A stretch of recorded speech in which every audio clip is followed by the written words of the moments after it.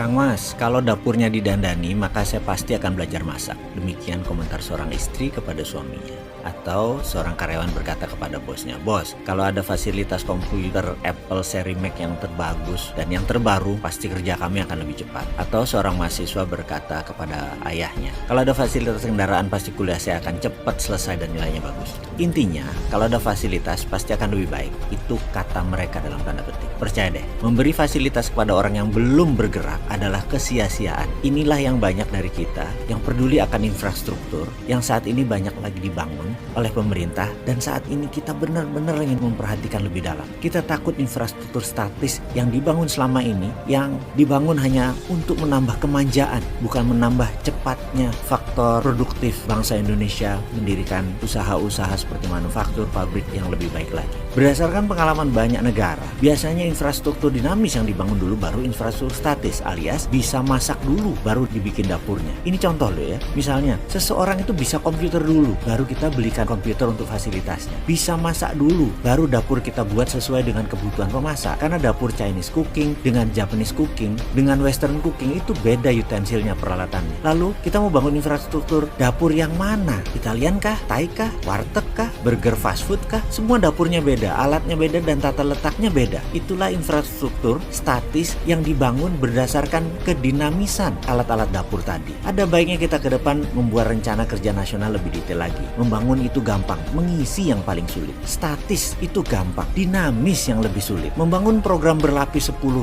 layer dan pakai swasta sebagai pendorong 80% geraknya, itu lebih dinamis daripada membangun infrastruktur sekarang. Jadi gunakan swasta itu lebih lincah, lebih murah, dan lebih cepat. Sekali lagi, platform bernegara harus dengan fondasi yang sama, yaitu kita harus punya arsitek ekonomi, arsitek pertahanan keamanan, dan semua gartra bernegara ada arsiteknya. Hanya sekedar mengingat ya, dulu di zaman Orba dibangunlah infrastruktur statis yang namanya THR, Taman Hiburan Rakyat. Untuk hiburan rakyat ada di 25 kota. Namun yang bertahan hingga 15 tahun hanya 2. Mengapa bisa bertahan sementara yang lainnya sepi? Yang bertahan itu hanya di kota, 1 Solo, 2 Surabaya. Kenapa sekali lagi hanya Solo dan Surabaya? Karena di THR Solo dan Surabaya ada Sri Mulat. Tapi kita tahu bahwa kemudian THR kalah dengan televisi swasta di mana Sri Mulatnya diboyong ke TV. Jadi sekali lagi, infrastruktur dinamis itu penting. Atau ada lagi, kita tahu tentang infrastruktur statis. Goyangnya bisnis net TV yang terbaru padahal didukung dengan teknologi HD yang sangat canggih. Sekali lagi, namun karena infrastruktur dinamisnya tidak tumbuh dengan baik, software acaranya tidak diterima pasar, terutama pengiklan, ya goyang juga net TV. Jadi ke depan bagaimana? Jadi ke depan Indonesia di dalam membangun infrastruktur statis, pastikan ada Sri Mulat yang sudah manggung. Jangan bikin Sri Mulat setelah ada infrastruktur statis. Pasti nggak lucu, pasti dipaksa lucu soalnya. Semoga paham